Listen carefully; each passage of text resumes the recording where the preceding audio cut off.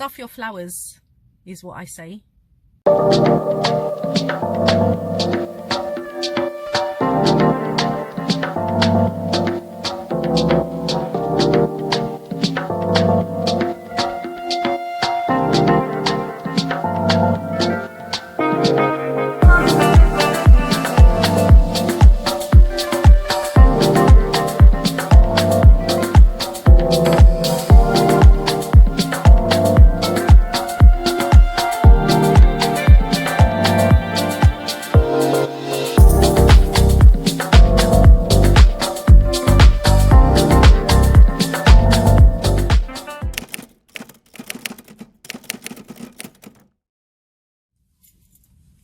Hey guys, I hope you're all doing well and that you had a great week. To all of my house guests, as you can see, I'm in the car, so grab a drink and make yourselves comfortable. If you're passing by and you'd like to become a house guest, don't forget to hit subscribe and activate all of your notifications. I'm Chez, this is Chez M0i. Welcome to my place.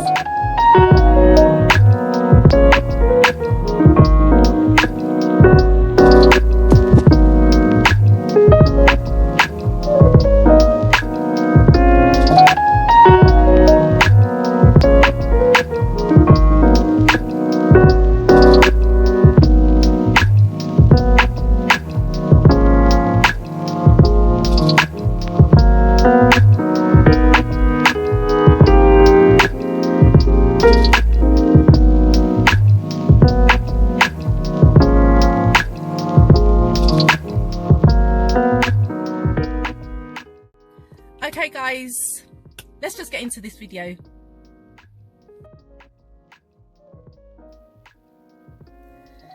I honestly believe God has a really good sense of humour.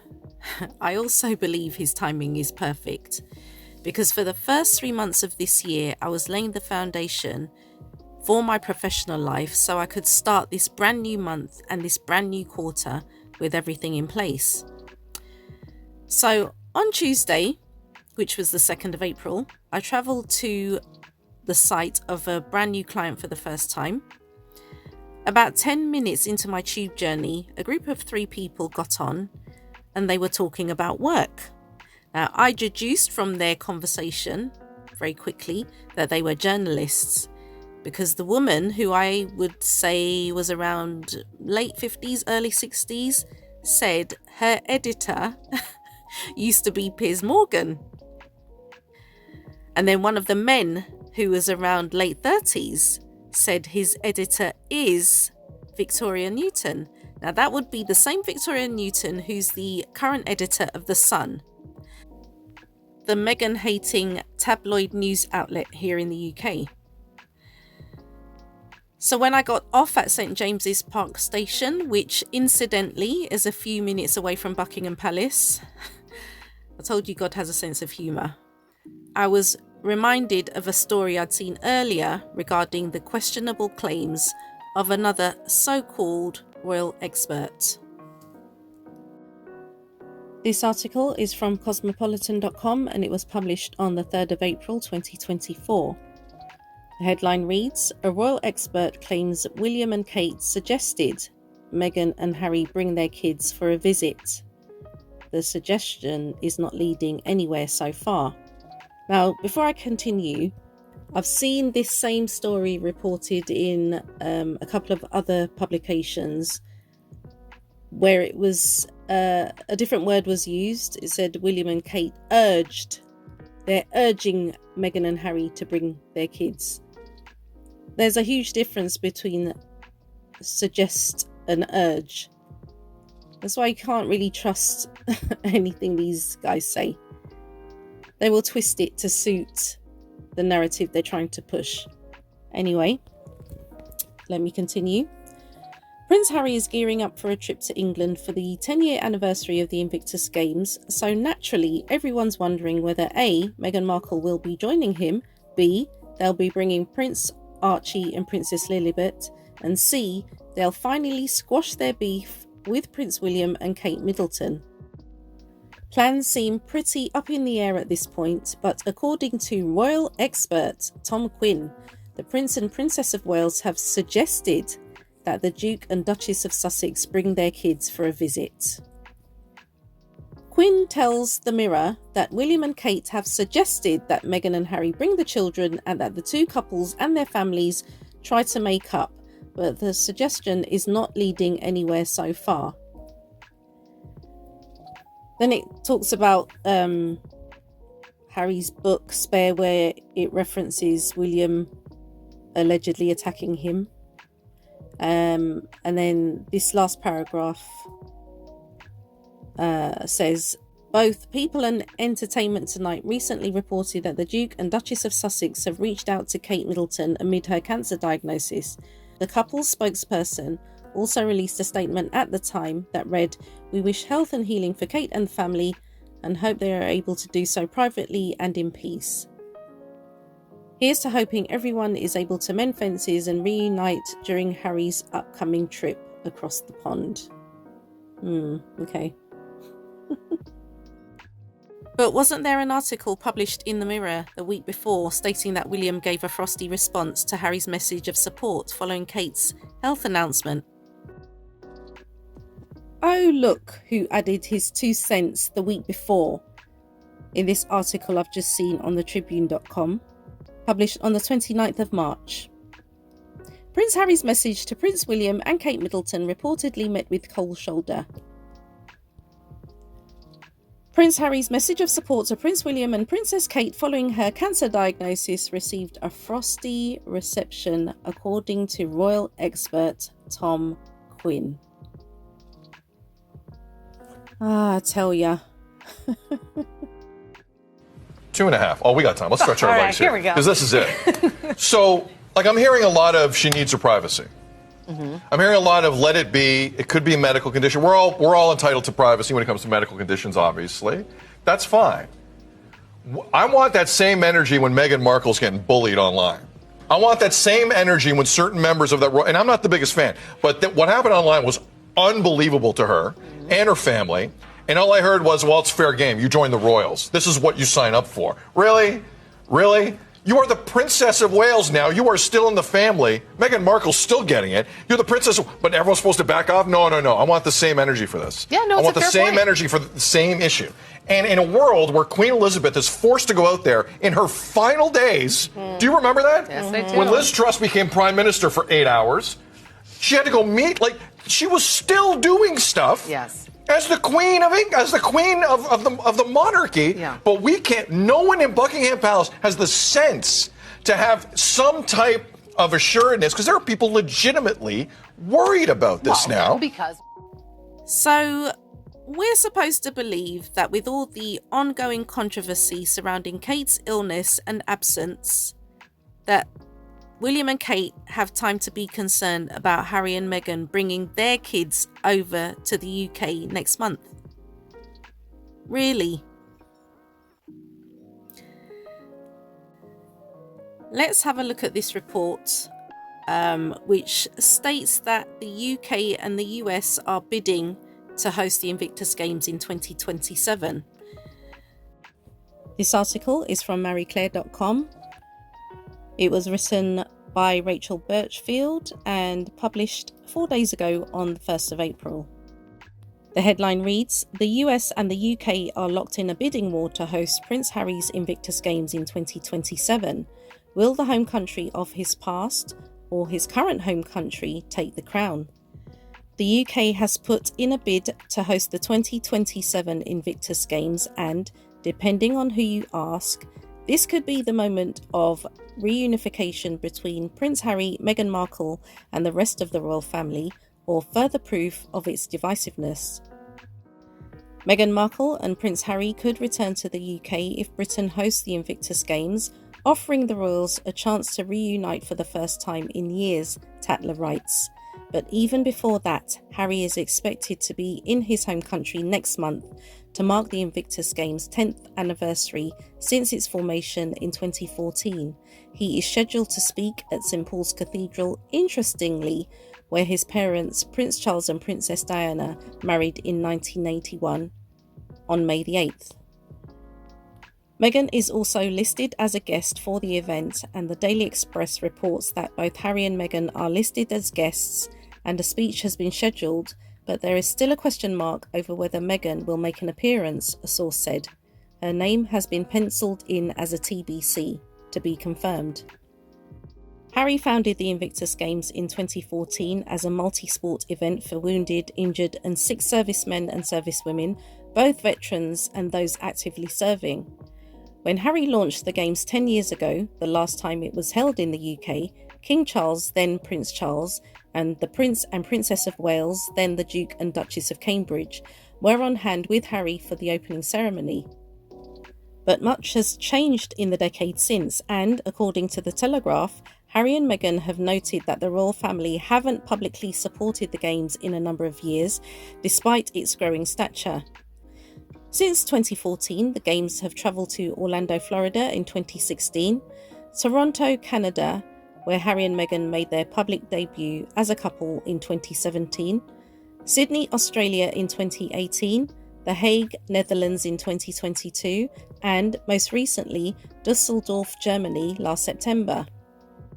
The Games will next be in Vancouver and Whistler, Canada in 2025. Since the Games iteration, it has become a popular global sports competition which 22 countries and more than 500 athletes have been involved with.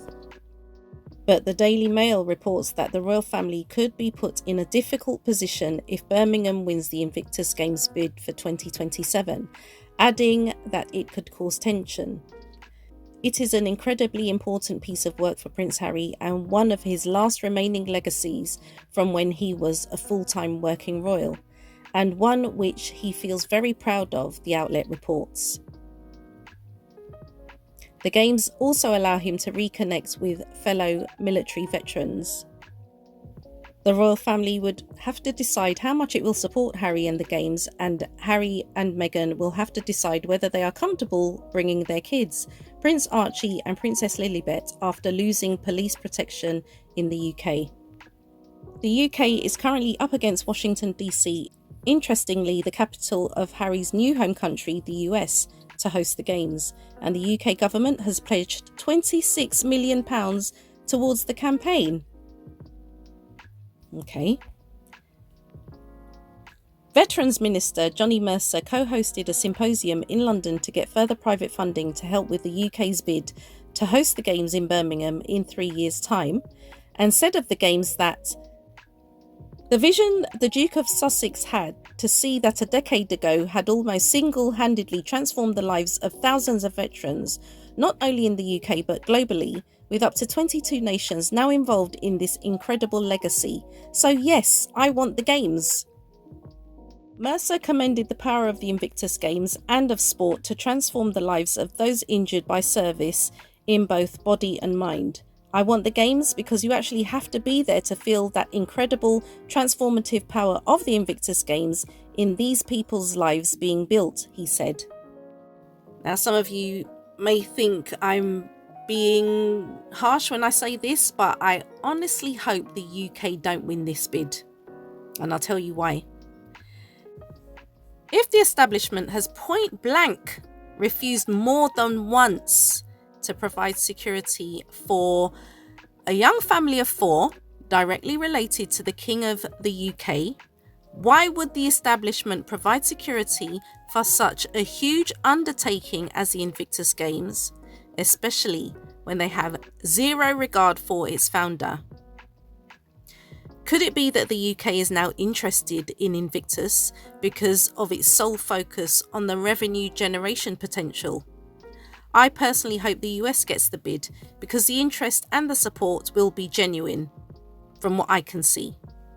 Harry needs to protect this organisation at all costs, and that means never holding it in the UK while that security issue is still an issue. Now, speaking of revenue generation, Charles has decided to open Balmoral Castle to the public. This apparently was Queen Elizabeth's favourite residence and where she actually spent her final days.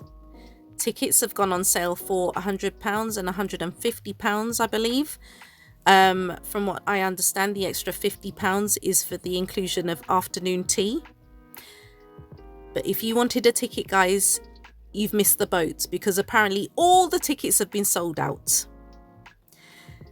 Now, I think it would be fair to assume that with all the ongoing repairs of the royal residences, Charles wants to make sure before he passes that he introduces additional income streams so that these residences don't go to rack and ruin, because that's hardly likely to be William's priority when he becomes king.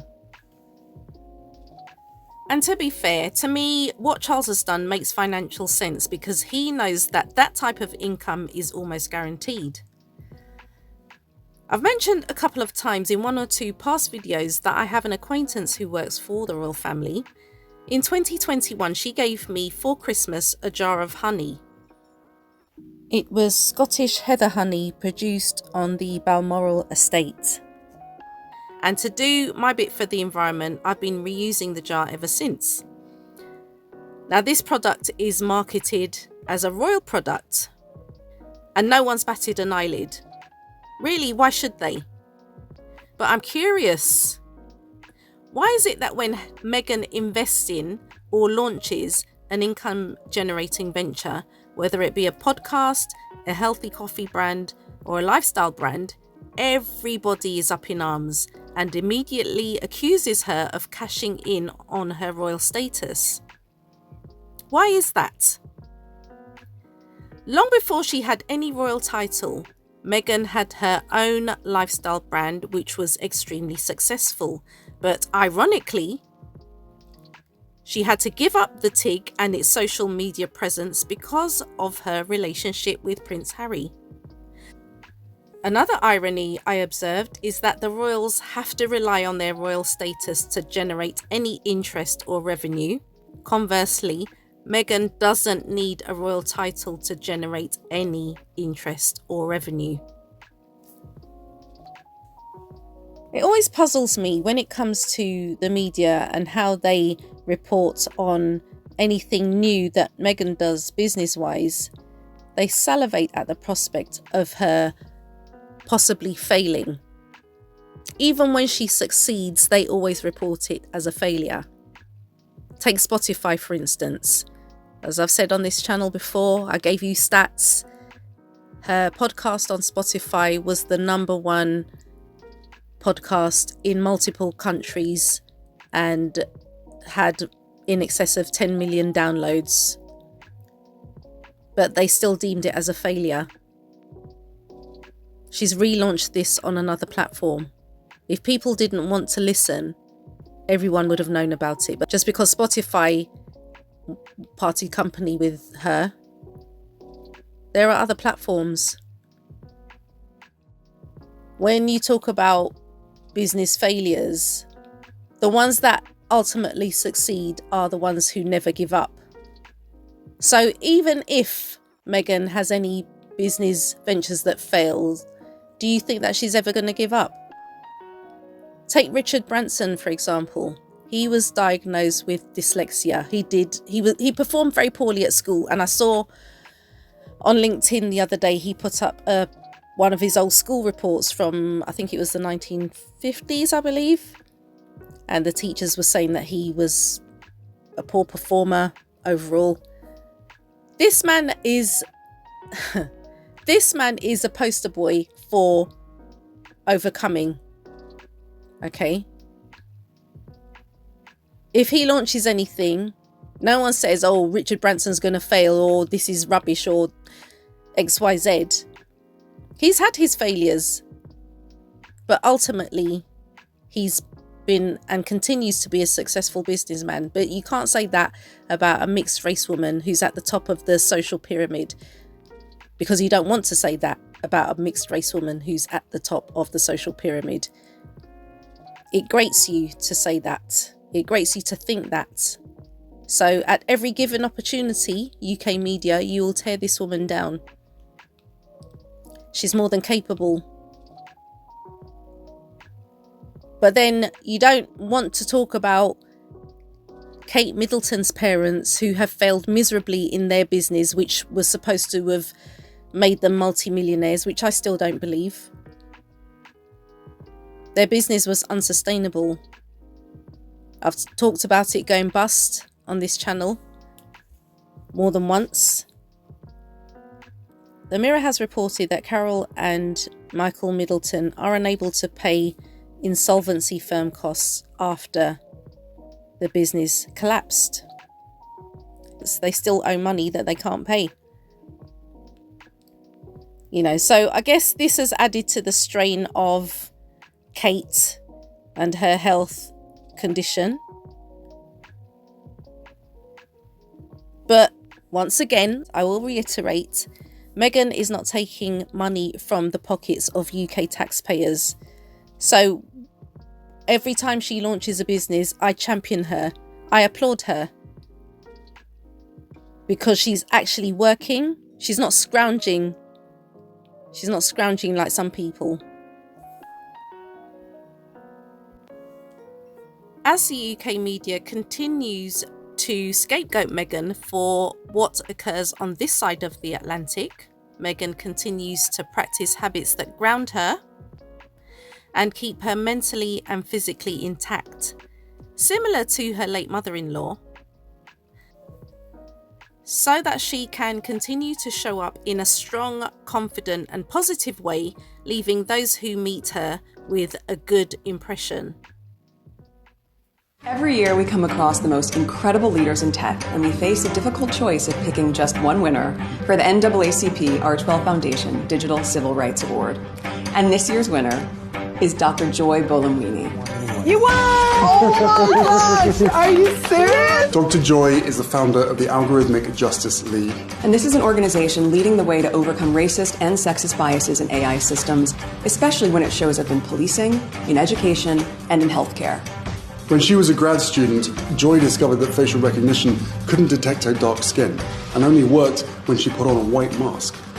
Since this discovery, she has gone on to become one of the world's most inspiring, passionate, and impactful figures in AI today, at a time when her expertise are needed so badly. She recently wrote, "The rising frontier for civil rights will require algorithmic justice," and we could not agree more. Dr. Joy is an expert and inspiration, and she's so deserving of this honor and many more. All right, y'all got me good. Really good.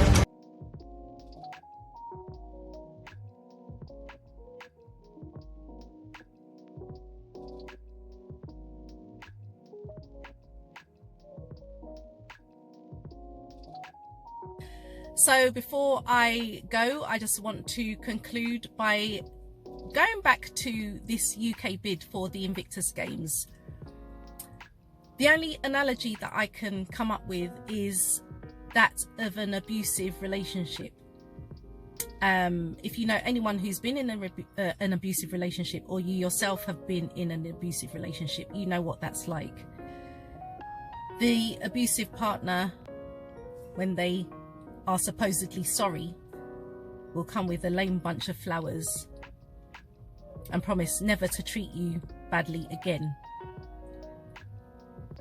Stuff your flowers, is what I say. In other words, Mr. Mercer, stuff your £26 million. Harry has not had any financial support from the UK since the Invictus Games inception.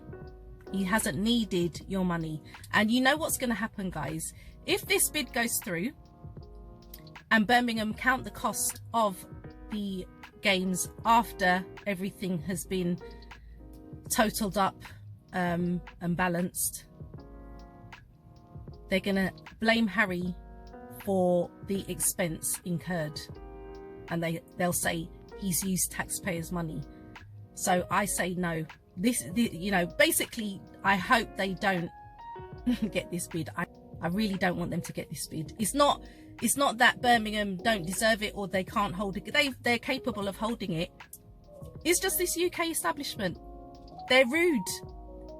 On a basic human level, it's the height of rudeness. It's the height of rudeness.